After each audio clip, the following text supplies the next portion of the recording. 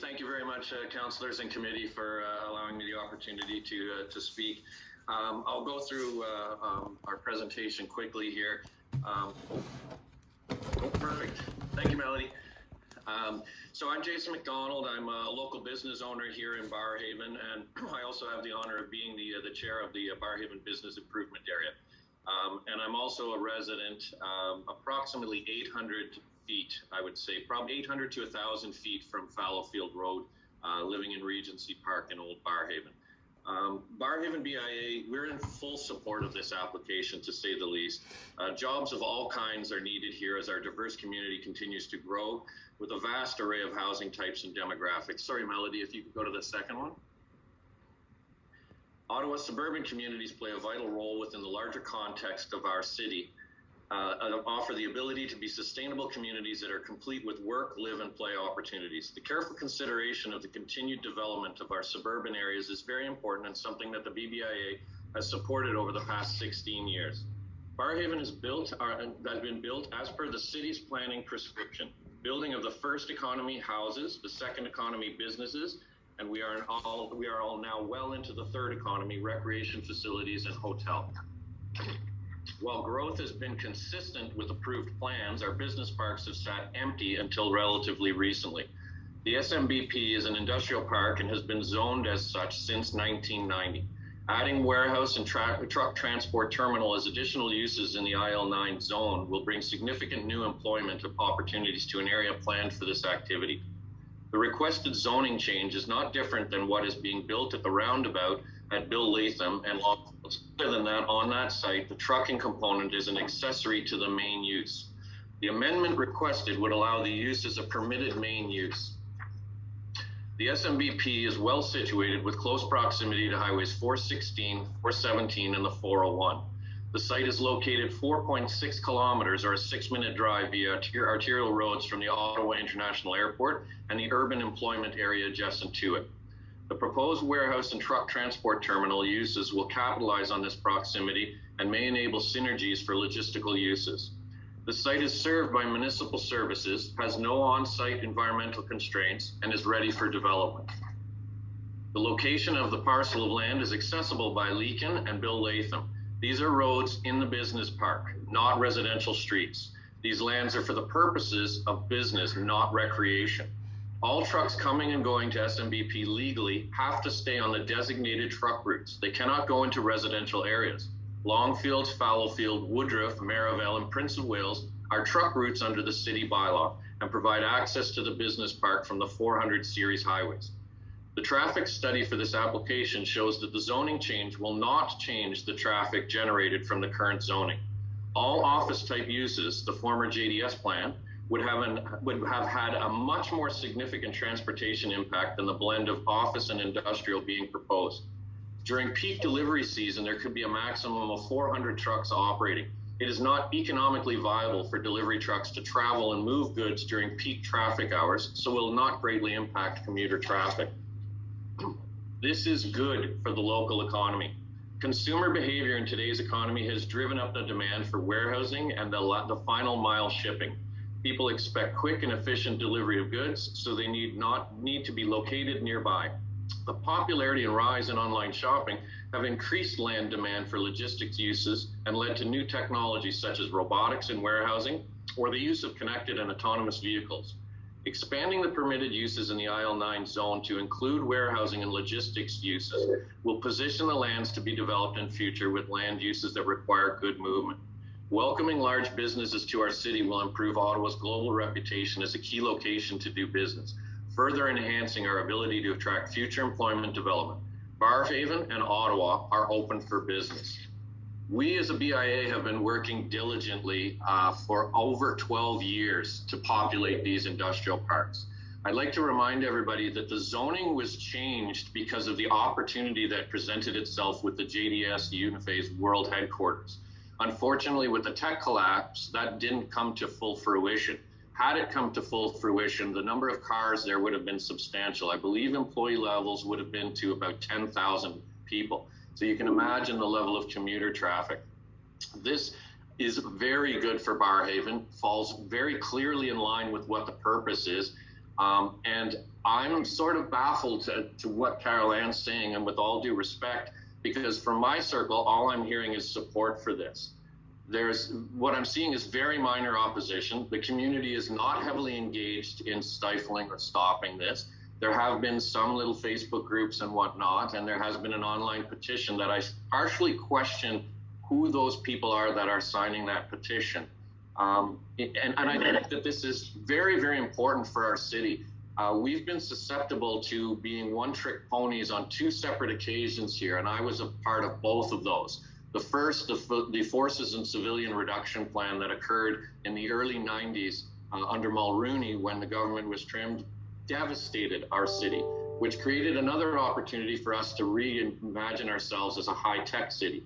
So we then went into high-tech, which then also collapsed in 2000. The more that we can diversify the businesses and opportunities in this city, the more insulated we will be from economic downturns and whatnot. I think you're all very well aware of that. And from a personal level, literally living not 1,000 feet from... Jason, yeah, my committee coordinator is telling me that your time... I didn't hear you. Am I out of time? You are. I appreciate hang on, Jason, don't go anywhere. We have a few people asking questions. First one up Thank is... you for the opportunity. Oh, Jason, can you hear me? Yeah. Okay, so we have a few people asking questions. Councillor El Shantiri? Thank you, Madam Chair, and I should have said thank you to Liz too for coming to speak about, as Liz and myself, we sit together on the Mayor Economic Development. Jason, my question to you as the chair of the BIA, how many businesses in your catchment area? We have a little over 530 businesses currently that we support in our catchment area. How many, in your opinion, I don't know, will be benefiting from this business being in that area? Because I would say that immediate benefit would probably be to the tune of almost 30% of our businesses. Ancillary benefit would probably be an additional 30 to 40%. Obviously, our service delivery businesses would not necessarily benefit from this level of warehousing and whatnot. And obviously, the benefit to the community is substantial in terms of the diversity of jobs. The other thing too, Eli, is if council, I hate to say this, but the old reputation of Ottawa was Ottawa's a place where ideas come to die. If council or committee is to stifle opportunities like this has a ripple effect to other businesses that are watching and seeking opportunities here in Ottawa. And if they see that business parks that had an intention and were planned for these specific uses struggle and have to fight in order to use those uses, they're going to look to bring their businesses elsewhere. And we've heard that before, and we were very fortunate that we feel that we've crossed a hump here with the acquisition of the Amazon warehouse. And I'd like to remind you that area was allocated for over 9 million square feet. So, to put that into perspective, the Amazon building is 2.98 million square feet. So I think the ancillary benefits to the businesses are substantial, and the community, really, these are the people that are demanding that final mile delivery. And if we're able to offer that solution, it really positions the city very, very well and very progressively. And I understand the challenges with the traffic, but I feel that can be mitigated. And I believe that the city was planned around this zoning and these opportunities, hence the roadways that are in existence now. I hope that answered your question, Eli. It did, and thank you very much for your leadership and helping the small businesses and the BIA to continue striving in Barrhaven. I just want to say thank you. Thank you, Eli. It's our honor. Thanks, Eli. Thanks, Jason. I have a couple more people to ask questions. Vice Chair Gower. Vice Chair Gower. Thank you, Chair. Thanks, Jason, for the presentation. You've kind of addressed this in your response to Councillor El Shantiri, but it's interesting because we've often framed this warehouse development as, well, it's because so many people are ordering online through Amazon and through big box retailers. And it's interesting, your comments are interesting because you represent, as a BIA, a lot of independent local retailers. So I think I often have a black and white thinking that, well, a warehouse in Amazon would be bad for local retailers. But what you're presenting to us today I guess, is that the diversity of different economic uses in a bigger picture benefits all businesses. Is that what you're getting at essentially? It's not, absolutely, it's not a black and Councillor. white, Yeah, one or the absolutely. other type of question. Yeah, absolutely, Councillor Gower, without question. And people need to understand that, Amazon's not the producer of all these goods. Amazon is basically a reseller of these goods. And Amazon's not the only business that works and does these types of things. And so I think, we have to not have tunnel vision that, this is all just Amazon and Walmart. It's not. It gives many of the other businesses an opportunity for, cost-effective and economic delivery of their products. Hence the growth of Shopify, right? I mean, those opportunities are for the small and medium-sized businesses, and now we're creating that final mile delivery for those businesses to be able to get those products to the consumer, as opposed to just having the storefront or having to resell or sell through Amazon or like an Alibaba. Okay, thanks for your perspective, Jason. Thank you, Chair. Thank you, Councillor. Thank you. Councillor Judas? Jason, thank you for your comments. I have a question for you, because in your presentation you did mention about the significant a number of people who have signed the petition, and that you had some questions about it and the origins of some of the people. Can you just explain that? I didn't quite understand what you meant by that. Well, from what I understand, this is a petition that's sort of gone through change.org. Am I correct in assuming that? I don't think that Councillor Judas, or I don't know that, but Councillor Judas would know that either. From what I've seen, it looks like the petition. So Jason, Yes. Yes. Okay, that's what I'm saying. Don't try to make it up as you go along. Yeah, no, I guess maybe I'll just clarify my question. Is that Sure. It's, once again, if you live in the community, you're representing businesses in the community. You're there. I completely understand, and I look forward to hearing the other delegations as well, that this will have an impact. There's no denying that more traffic on our streets, whether it's truck traffic or more buses or more, anything that is a change will change an area, particularly an established residential area. So I'm just trying to understand from your perspective, as somebody who lives in the community, who works in the community, who represents the community, what I understood from the outcome of your presentation is that the benefits of this will outweigh your concerns as a resident, as a business representative, that there are economic spin-offs, but also quality of life spin-offs. But that's what I heard from your presentation. I'm just absolutely, Councillor Judas, absolutely, 100%. As a business owner, I own physical commercial real estate on Greenbank beside the fire station. I'm ecstatic to see this growth. As a resident, I'm ecstatic to see the growth. Yesterday, I was over picking up lunch at the brand new Farm Boy here. I bumped into Kelly Ross. I bumped into so many people, and we actually had a conversation about this.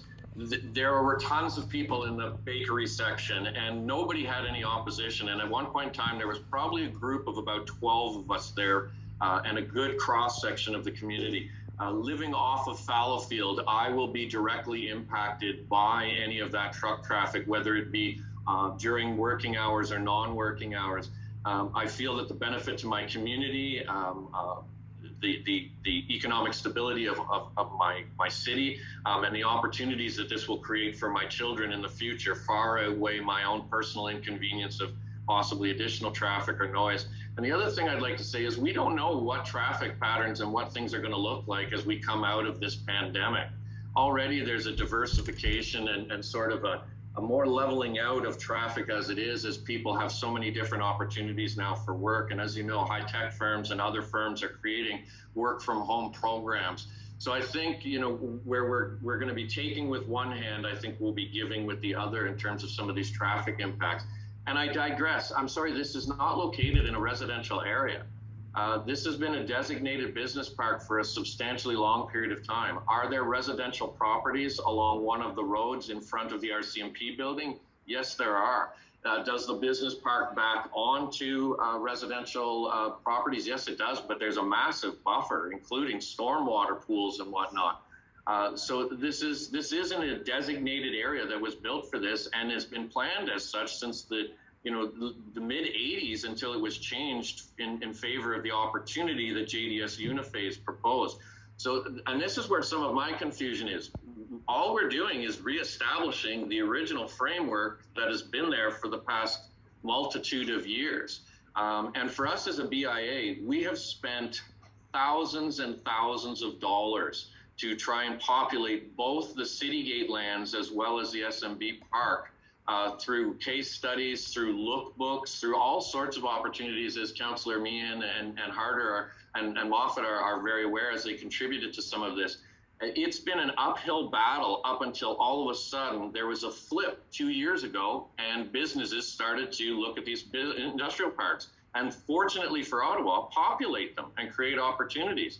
So I'm really struggling with what the issue is here, as it fully conforms to not only the original designation, it's a minor tweak on the special designate or on the special modification that was done for JDS Uniphase. Well, thank you for your very elaborate response. I appreciate it. And the clarification. No, but that's helpful. Thank you very much. Thank you. Thanks a lot, Councillor Dudas. And Jason, we have one more question. One more councillor asking questions, and it is Councillor Egley. Go ahead, Keith. Thanks very much, Madam Chair. Good morning, everyone. Just a couple of quick questions, Jason, and a quick statement. So I can tell you that there are quite a number of people concerned about this, and not just in Barrhaven, but I'm here today, and you'll hear from some of my residents that live in Pine Glen and Country Place that are quite concerned about traffic patterns to and from the facility. But I just wanted to touch on a couple of things that you raised. You said somebody asked you about increase in businesses, and you I forget what numbers you gave, but you said you saw an increase in a percentage increase in local businesses as a result of this facility going into place. And I just want to know where you get that from, because at this point, I don't think anybody in this room really knows what's going there.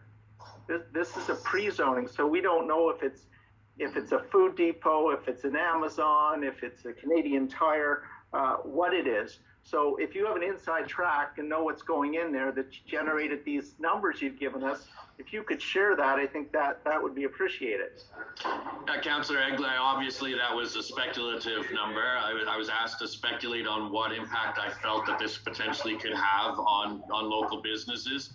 And so I did as such. I also don't know what it is, but I have some rough ideas, and obviously I have some extreme hopes as to what it is. If it is any of the items that you just illustrated, each of those would be a benefit to the local economy and to the local businesses. The people that are working there, it would only make sense for them to shop locally, to come and eat locally for lunch, to utilize our resources, et cetera, or our opportunities and resources.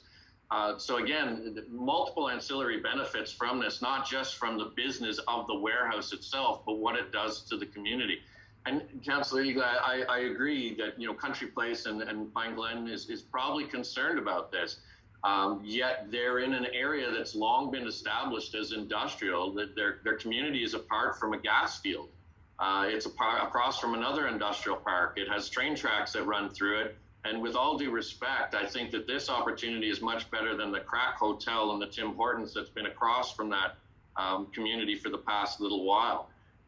So although I know there might be an impact, that impact is quite mitigated. And again, any of these businesses, they want to be good citizens. They want to be good contributors to the community. They're not looking to cause trouble. They're looking to seek opportunities and create opportunities.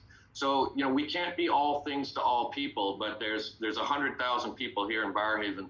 And I would hazard to guess that 80%, if they fully understood what was going on, would be very much in support of it. That's certainly my findings in all my conversations.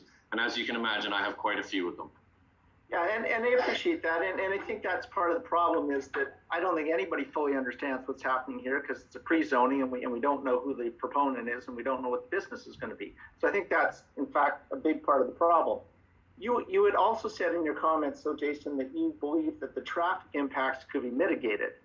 So I'll give you an example. One of the key concerns that is being raised by the Country Place community is that these trucks now will increase truck traffic now, potentially will go right by St. Monica's School. and they're concerned for the kids going to and from school on foot or on bike and how they're going to get there and do so safely. Councillor Eagle. So if I can get to my question, Jason, So if you have solutions for the mitigation of traffic issues such as that, could you share them with us? Well, Councillor Eagle, I digress. Like the school has been in an industrial area and a high traffic area for a long time. So what really changes there? The other thing is, I would suggest that I'd be very surprised if there would be significant transportation going down Maryville Road, as most of us in the community of Barrhaven avoid it like the plague due to the fact that it's, you know, a street of parking lots and big box stores, and it's quite difficult to navigate. That I think is a separate issue from what this place is, you know, what this opportunity is. There are significant feeder roads that are, you know, double lanes and purpose built for this. With the new interchange going to be going in at Woodruff and Fallowfield, and the rejigging of all of that and how beautiful it looks with the you know, grade level separation and whatnot. I think that, of course, would entice the trucks to take that route as opposed to, you know, the stop and go traffic that would be Maryville. So again, logic has to prevail in terms of how they're organizing their distribution, and it wouldn't make a ton of sense for them to be going down Maryville versus Prince of Wales, Fallowfield, Longfields, etc. Woodruff, again, being 2 lanes all the way to Hunt Club, not impacting residential areas or retail and shopping areas like it would on Maryville. But I do understand that their concern of the fear of the unknown. So Jason, when you and Keith, yeah, just on the issue of, Jason, are you a transportation engineer or anything close to that? My gosh, no. Okay, so my wife says I'm a jack of all trades and a master of none. Jan, I fully appreciate that. I only asked the question because he said he thought there were ways to mitigate. So just following up on his suggestion. Keith, I'm not stopping you. I'm just want to put that out there because we do have a lot of people from the community here to speak as well. Yeah. Right? Yep. And I'm sure I accept his answer, Jan. Yeah, no, that's fine. But I mean, they're going to have their opinions as well. And I think that we do have some traffic people, I think, coming up at the end for questions, and certainly our staff. And Vivi Chi is here. And I think maybe Phil Landry. I'm not sure whether Phil is as well, but I just provide that information to you as far as having that city expertise. Yeah, and Councillor Eagle, I am certainly not a transportation planner or anything to that degree, but obviously I see what the city is planning in terms of their infrastructure for building out the roads and being able to support the community of Barrhaven, both with the LRT, the BRT, and the roads and the grade level separation. The BIA is heavily involved in the you know, contributing to those causes. Can we provide you with solutions? No, but at the same time, you know, my mitigation comment was also in regards to the changing workforce and how the dynamics of that go. It wasn't just traffic related, although I do understand the direction you were going. I hope that helps a bit, Councillor. Yeah, no, that's fair. And Madam Chair, if I can mention at this juncture, I have had some discussions with Phil Landry, for example, and a commitment that he did make was in the fall, when hopefully traffic is back to somewhat normal rates, that they will do a traffic count study at Maryville and Amberwood to see if that could be turned into a fully signalized intersection. So we have had some discussions with Mr. Landry, and he has made that commitment to the community. So that's great. That's great. Thank you very much, Councillor Eglai. We have one more question, Councillor Meehan. Thank you, Chair. Thank you, Jason, for your comments. But as a councillor for this area, and this is in Ward 22, which butts up against Councillor Harder's Barrhaven ward, I think you have to recognize that my job is to represent all the interests of the community. I would say, and in the absence of a presentation to committee today, because we did have the public session with almost 200 people at it, all expressing concern about this application, that the main issue here for me is not the fact that we need the economic growth. That is a given, and we all want the community to grow. But we also have to balance that growth with quality of life and infrastructure. This area, for those councillors who were not familiar with this file, has had no road infrastructure improvements in many, many years. Yes, the industrial park has sat there for 30 years, and yes, there is an application to build on it. On the surface, that looks great.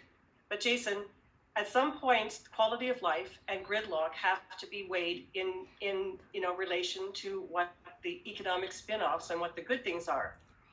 And I think Councillor Suggs would recognize that at some point, companies are turned off when their trucks and people can't get to where they want to go, or the people can't live around there. And that's the point I'm afraid that we're going to get to. Future companies that want to look at Ottawa are going to say, doesn't make a lot of cost benefits to look at Ottawa because the trucks can't go anywhere. This is my concern for this area. We're going to put a lot of more trucks on roads that can't handle it. After the pandemic is over, would you say that there's a good chance, our roads are fairly busy right now, even with the pandemic and the lockdown. This is not going to do our roads any good at this point. So are you at all concerned that the disadvantages of having all these trucks running through communities, and I say communities because Prince of Wales is still a community with houses on it. Maryville Road is, Fallowfield Road is, Woodruff is, Longfields, these all have homes. Are you at all concerned about what the eventual impact is that we just allow growth to happen without balancing every need in the community? Thank you, Councillor Meehan. Absolutely, I am, and without question. And you and I have common concerns in regards to that infrastructure, and I've spoken on that on occasion. 100% I am, but it's far outweighed by all the other benefits. I'll tell you that the residents that are living along Prince of Wales, as you know, and just for full disclosure, I own a real estate company and I sell real estate in Barrhaven, and have been very fortunate to have been one of the top agents here in Barrhaven and sold a little over 1,500 homes and properties and businesses here in Barrhaven over the past 10 years. On Prince of Wales, those property owners are looking to leverage their opportunities, especially given the different zonings that they have. Every single evening, I go for a bike ride with my children. I take my children for a bike ride, 5 and 7, and we go a loop and we come down Fallowfield. Am I concerned for more traffic? Absolutely. In terms of quality of life, I'm sorry, we've got a phenomenal level of quality of life here in Barrhaven, to say the least. We are the second highest per capita income next to Rockcliffe Park. I also grew up in Canada and had the fortune of my father building a lot of the high tech. I remember all the traffic woes. I worked for Terry Matthews in multiple startups for many years as an engineer. But the benefits, again, far outweighed the impact. When it comes to Barrhaven, we're not in a position like Canada. We are literally a hop, step, and a jump to the airport. We're a kilometer and a half, 2 kilometers to the 416 with access to the 401. I mean, this is why Amazon came here. They have accessibility to a much higher demographic from here in Barrhaven than they would in Toronto. I've never understood why Barrhaven's been so slow to grow when we sit at the crux of 2 400 series highways with a bridge over to the airport. There is no better place for these kinds of opportunities. And there's a price to be paid in all situations when change occurs. You're asking a lot of residents and a lot of other companies to pay the price. But Jason, thank you for your presentation today. Thanks. Thank you, Councillor Meehan. Thank you, Jason, for coming out today. Thank you for the opportunity. We're going to our next presenter, who is Barbara Motsney. I hope I didn't destroy your last name, Barbara.